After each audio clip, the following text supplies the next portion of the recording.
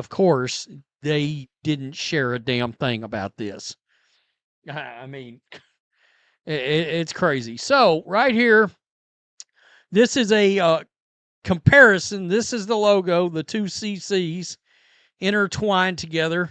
Somebody said it looked a lot like a 1950s airline logo, and I was like, I kind of see that. There's Breonna Stewart.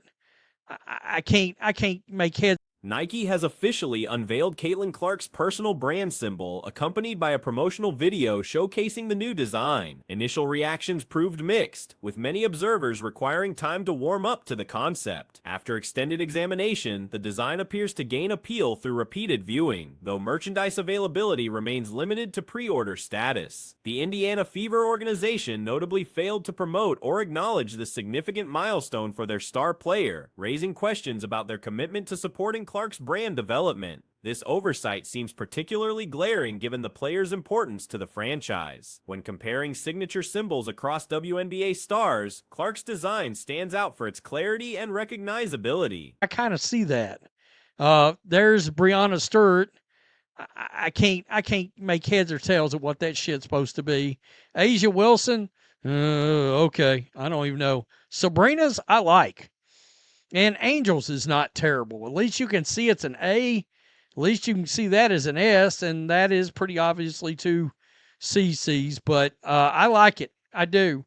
So I came over here and I was like, well, I know good and well they must have shared this out when it broke, the Indiana Fever, and so I just scrolling down here. The interlock double C formation creates an unmistakable identity, unlike some competitors whose symbols prove difficult to decipher. Breonna Stewart's mark remains virtually indecipherable, while Aja Wilson's design lacks obvious meaning. Sabrina Ionescu's symbol receives positive reception, and Angel Reese's design maintains decent visibility with clear letter recognition. Some critics noted similarities between Clark's logo and vintage aviation branding from the 1950s era, though this comparison doesn't necessarily detract from its effectiveness. The design successfully captures the essence of Clark's initials while maintaining professional polish and commercial viability. Social media buzz surrounding the release generated significant engagement, with Clark herself sharing promotional content while her team remained conspicuously silent. Scrolling down here and nothing. I mean, nothing. You do realize Caitlin Clark is on your team, right? You do realize that, right? So, I don't know why it should surprise me. It doesn't surprise me. Check this out.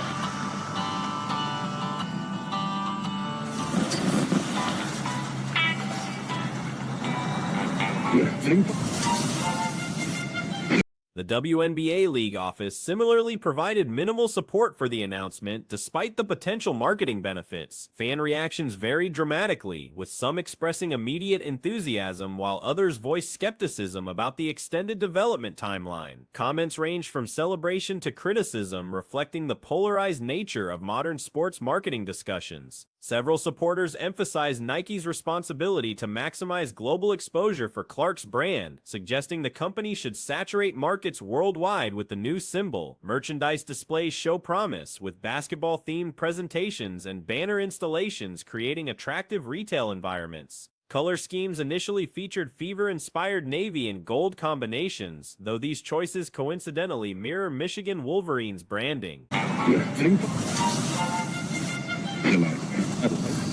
Live on WNIK, and as usual, we're talking about Caitlin Clark. I like it. I like that. I think that's Caitlin Clark is the one that actually shared that out. I mean, the Fever is down here talking about fire, but they didn't. You didn't share it out, so I mean, really, stop it. The WNBA same thing. I don't know if the WNBA This color selection appeals to multiple fan bases, potentially expanding market reach beyond traditional WNBA demographics. Pre-order limitations frustrated eager customers attempting to purchase apparel immediately upon release. The restricted availability suggests either supply chain constraints or strategic scarcity marketing, though neither approach satisfies immediate consumer demand. Legal concerns emerge regarding potential trademark conflicts with luxury fashion house Gucci, whose iconic interlocking G symbol shares visual similarities with Clark's double C design. Several observers noted immediate I don't know if they put anything out on it or not, but they put too much stuff up that I'm not trying to sift through it. But it looks pretty good, you know. I won't kid you. Let's effing go. It took way too long. OMG. Yeah, it did. It took way too long. So somebody posted this. Caitlin for 3 right here. Nike better plaster Caitlin Clark's logo across America and across the world. The limited selection suggests either gradual rollout strategy or production delays affecting broader product availability. Consumer feedback spans the entire spectrum of opinion, from enthusiastic praise to harsh criticism. Some fans compared the design unfavorably to existing player symbols, while others predicted lasting cultural impact. Negative responses focused on perceived similarity to credit card branding or abstract imagery that obscures the intended letter recognition. The extended development timeline drew particular criticism, with observers questioning why such a seemingly straightforward design required substantial time investment. Comparisons to freelance design platforms suggested simpler alternatives could have expedited the process significantly. Across America and across the world, they nailed it on the design, stick the landing on the rollout and the merchandise. Right here. It looks like they're hanging a banner for it right there. That's pretty cool. With the basketball and the ball going through the hoop. Yeah, I like it. I like it. The more I look at it, the more I like it. Right here, of course, I know this is supposed to be the fever, the dark blue, and the yellow. My first thought, I'm a Michigan Wolverine. Historical context places this logo within sports marketing tradition, though direct comparison to legendary symbols like the Jordan brand presents unrealistic expectations. Michael Jordan's silhouette remains unmatched in sports iconography. Yellow. My first thought, I'm a Michigan Wolverines fan. Yeah, that's hot right there. That's hot. I like it. I went over to order one and, yeah, pre-order action. So there you go. Yeah, there's an AI of Dave Portnoy, I guess, where he's a Michigan fan too. So, yeah, it's a good-looking shirt, I think. I think it's a good-looking shirt. It's a good-looking logo. A lot of people have said this, that Gucci. Signature footwear development represents the next logical progression, though no official announcements have addressed athletic shoe partnerships. Consumer demand for Clark-branded basketball shoes continues building, suggesting significant commercial opportunity for Nike's basketball division. The promotional video accompanying the logo release received positive reception, effectively contextualizing the design within Clark's basketball narrative. This multimedia approach demonstrates Nike's commitment to comprehensive brand building beyond simple logo creation. Team support discrepancies highlight ongoing tensions between individual player marketing and franchise priorities. May actually end up having a problem with this. Cease and desist on the way from Gucci. A lot of people, I thought it was Gucci for a second. A lot of people have brought that up. So we'll have to see. I don't know if that's going to be the case. So here they are right here on the actual website. And you see, I mean, it looks like, I guess, just at this point, I mean, there is some other Caitlin Clark stuff on there. The Fever's silence regarding their star player's milestone achievement reflects either oversight or deliberate organizational positioning that may damage relationships. League-wide implications extend beyond individual branding, as successful player marketing elevates the entire WNBA profile. Clark's commercial success potentially benefits all players through increased league visibility and sponsorship revenue. Design longevity remains questionable until market testing provides concrete feedback data. Initial mixed reactions don't necessarily predict long-term commercial performance, as many successful logos faced initial skepticism before achieving cultural acceptance. Same level as the Indiana Fever, at least from a the standpoint of their record, but then again, look at the overachievement of the Golden State Valkyries. You know, they're an expansion team, and let's face it, their record is just about what the Fever's record is.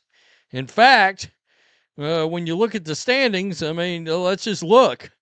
So this hasn't been updated yet now that the game is over, but production quality and merchandise execution will significantly impact consumer satisfaction and brand perception. Nike's reputation depends on delivering premium products that justify premium pricing while maintaining broad accessibility. The timing of this release coincides with Clark's peak popularity, capitalizing on maximum media attention and fan engagement. Strategic marketing coordination across platforms suggests comprehensive campaign planning designed to optimize commercial impact. Consumer anticipation for expanded product lines indicates strong market demand that Nike must address through diversified offerings. But the Storm and the Fever are both tied at 20 and 18 now, all right? I think they have split games. I believe the Storm won a game in Seattle, and the Fever just won this game. I don't remember how many times they played. They may have played 3 times, and I think the Storm got them twice. I'm not sure. But it was pretty clear pretty early on. The current limited selection fails to capitalize on immediate enthusiasm that may diminish over time without adequate supply. Overall assessment suggests a competent... Pretty clear pretty early on that the Fever were probably going to keep this game and control it. Okay, so let's take a look at the box score. Aliyah Boston, she's got to do this. If she plays like this every single night, look, there's 2 players in the league that desperately need to get aggressive as a big. Carmilla Cardoso and Aliyah Boston. The team's chemistry and flow seemed particularly strong when they operated as a cohesive unit. The game's outcome became clear during the third quarter, though initial expectations suggested a closer contest. At halftime, many observers anticipated a competitive finish rather than the dominant performance that ultimately unfolded. Seattle's depth limitations became apparent throughout the matchup, which seemed surprising considering both teams entered with similar overall records. The current standings show both franchises tied at 2018, reflecting their comparable season trajectories. Leah Boston. They are not aggressive enough. They don't play mad enough. They don't get fired up enough. And they both have all the talent in the world. They got to get a little angry. This guy said it right here. Guys, Aliyah Boston is getting the ball in all the same spots she usually gets the ball. She's just being aggressive, putting her head down, and looking to score. This is what she needs to do every single game. She just does not play aggressive. All right, let's go to... The season series between these teams appears split, with Seattle previously winning on their home court while Indiana claimed this recent victory. The competitive balance between these squads has remained fairly even throughout their meetings this season. Aliyah Boston's aggressive performance stood out as the game's defining individual effort. Her assertive approach and willingness to attack the basket demonstrated the intensity level she needs to maintain consistently. Boston, along with other talent... Before the game, Caitlin Clark coming in representing the new CC signature logo right there. She was coming in.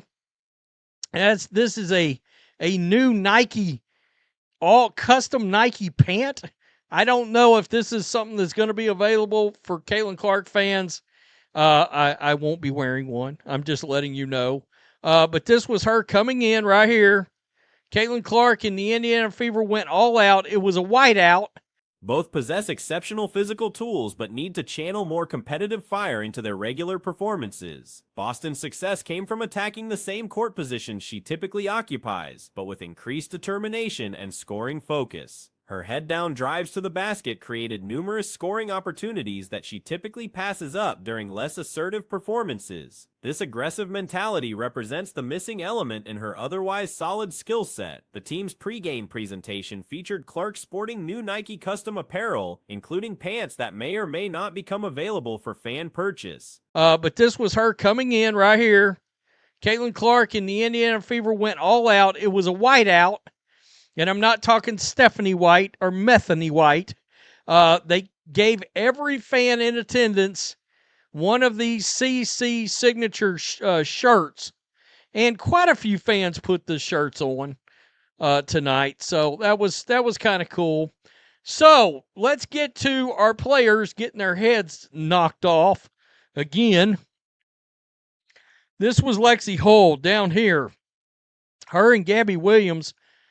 The organization orchestrated a whiteout promotional event, distributing signature shirts to attendees. Fan participation in wearing the provided apparel created a cohesive visual atmosphere throughout the arena. A concerning moment occurred when Lexi Hull and Gabby Williams suffered a head-to-head collision during play. The contact appeared completely incidental, representing typical basketball contact rather than any intentional action. Hull temporarily left the game for concussion evaluation before returning to action.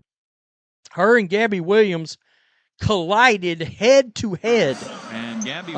This league is wild. I mean, I got to tell you, if somebody can get physically hurt, they're going to. Watch this, boom, and look, that's just now that is a random basketball bang bang play. That's all that is. You can honestly say, okay, nothing dirty took place, none of that. Lexi left the game. Despite the injury scare, she managed 5 points and 9 rebounds in limited minutes. Hull's recent scoring has declined from her explosive 25-point performance several games prior, but her rebounding and hustle contributions remain valuable. Individual performances varied across the roster. Natasha Howard shot efficiently at 50% for 6 points. Kelsey Mitchell provided solid offensive production with 21 points on 53% shooting, though her assist numbers remain modest at 2. She left the game, and then she ended up coming. She fought through that pain.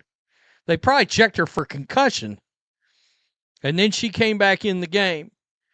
So she only scored 5 points, but she grabbed 9 boards tonight. So, you know, at times, there's things that Lexi does, a lot of things that help contribute to this team. Her scoring has been down as of late, although she had that one ridiculous game a couple of games ago. Odyssey Sims contributed 22 points on strong 8 of 14 shooting, including a memorable bank shot three-pointer that energized the crowd. The crowd's energy level throughout the game raised questions about fan engagement without marquee players present. Despite the team maintaining substantial leads of 20 and eventually 30 points, the atmosphere remained subdued for much of the contest. Professional sports leagues depend heavily on superstar attractions to generate consistent crowd enthusiasm, and this game demonstrated that principle clearly. Playing time distribution showed some puzzling decisions, particularly regarding Michaela Timpson's limited minutes.